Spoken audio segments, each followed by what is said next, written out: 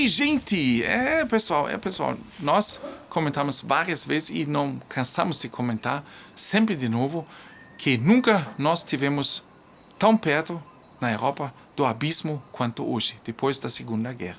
Nunca, gente, nunca. A Europa enfrenta a ruína. Oficialmente, é dito para nós, do ponto de vista econômico, as sanções estão tendo um efeito contra a Rússia. Mesmo que seja mais lento do que muitos esperavam. Porque eles achavam assim, pelo menos vendiam para nós, nós vamos tomar atitudes contra a Rússia com sanções e daqui a pouco o russo vai ficar de joelhinho, mimimi. Isso não acontece. Pela primeira vez também é admitido que se esperava cortes maciços nos países da União Europeia e que as coisas parecem sombrias para a Áustria e a Alemanha. A Alemanha, locomotiva aqui dentro da União Europeia. A força da União Europeia. Em abril, o Instituto de Estudos Econômicos Internacionais de Viena ainda falava de uma queda de 7 a 8% na economia russa e de uma inflação próxima aos 30%. De fato, a economia russa encolheu apenas 1,5% e a inflação caiu para 13,9%. Isso já vem caindo desde abril e está se aproximando cada vez mais dos países da União Europeia pesquisados, que se encontram, aqueles que foram pesquisados, com 3,1%. A Alemanha passou de 10%, a Áustria 10,5% no mês passado. Enquanto isso, o rublo, a moeda russa, permanece no preço mais alto dos últimos 7 anos. E a Gazprom, empresa russa, está ganhando bilhões graças ao alto preço do gás. De acordo com os números, a previsão para a Rússia a esse respeito deve parecer positiva. Para 2023, escutam só, gente. Colocado sanções em cima por parte dos G7, da União Europeia, dos Estados Unidos, entre outros poucos países, não a maioria dos países, gente, apenas alguns, me parece 50 países, tomaram sanções. Né? Para 2023, espera-se que a inflação russa diminua pela metade para 6,7%. Exatamente o mesmo valor do ano passado.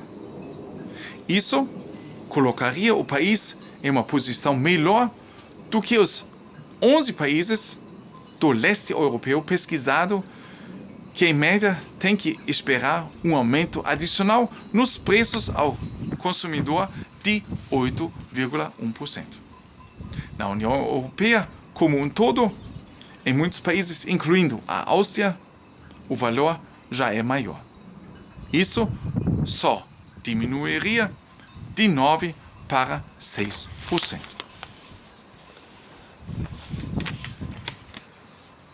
A taxa de desemprego na Rússia também é pouco superior a 4% esse ano e, portanto, inferior à média da União Europeia.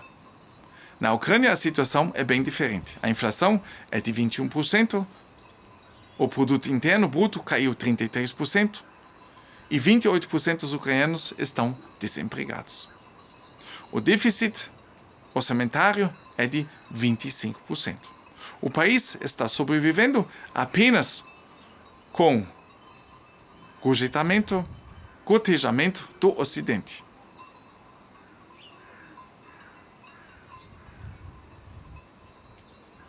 O aumento da entrada de dinheiro de ajuda estrangeira, especialmente dos Estados Unidos, é também um fator positivo. Cerca de 60% do déficit orçamentário é agora financiado com isso.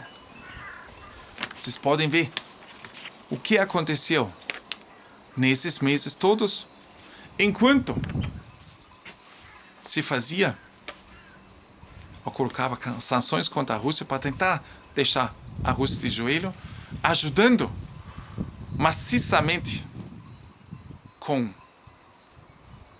armas a Ucrânia, e onde agora, atualmente, todo mundo se encontra. A guerra da Ucrânia não teve até agora um impacto tão negativo nas economias dos 23 países da Europa Central, Oriental e do Sudeste da Europa, como inicialmente assumido. No entanto, isto mudará nos próximos meses. Em outras palavras, sempre teria sido secretamente assumido que as sanções também significariam cortes maciços nos países do leste da União Europeia e dos Balcãs. E é provável que a situação piore ainda mais para países como a República Tcheca ou a Estônia, que estão sofrendo de uma inflação de 15% a 20%. A inflação, que está ficando fora do controle, está minando a renda real e, portanto, o consumo privado, que até agora tem sido o pilar mais importante do crescimento. Acrescenta-se a isso a crise energética cada vez mais ameaçadora, o enfraquecimento da economia alemã, os principais aumentos das taxas de juros e muito pouco apoio fiscal dos governos. Portanto, o pior ainda está por vir para a Europa Oriental. E as restrições de economia de gás da União Europeia, de Bruxelas, estão arruinando definitivamente. Se o gás tiver que ser racionado em alguns lugares durante o inverno, os países individuais poderão entrar em recessão. E sobre isso nós já falamos aqui há mais tempo, gente. Nós já falamos há 3, 4 anos atrás que a Alemanha vai entrar em recessão. A Alemanha vai passar por uma hiperinflação. Vocês sabem, uma hiperinflação aqui, quando começa com 2 dígitos, nós podemos já começar a falar de uma hiperinflação. Pelo menos aqui nos países europeus. E não tem fim, né? Não tem fim. Nós vamos ter mais inflação, mais alta ainda. Nós vamos chegar aos 13% e 15%, eu acredito. Talvez até no final do ano, talvez no início do ano que vem, até talvez ter uma tendência de baixar novamente. Mas até lá, nós vamos sofrer muito. E vocês sabem que a inflação oficial nunca mostra a realidade.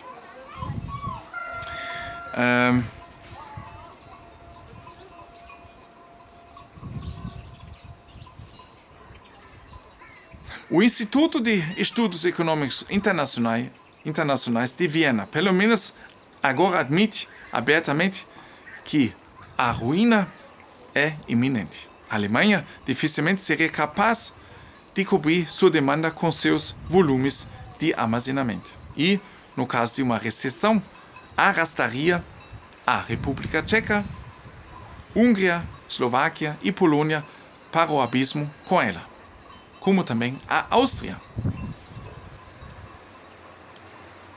As coisas parecem sombrias. A redução do fornecimento de gás da Rússia afeta assim a Áustria de várias maneiras. Um problema que se agravaria no caso de uma parada completa do fornecimento, por um lado, através de um forte aumento da inflação, com perdas nos salários reais e no poder aquisitivo, que já atingiu cerca de 11% na Áustria em setembro. 10,5 foram, né? Na verdade.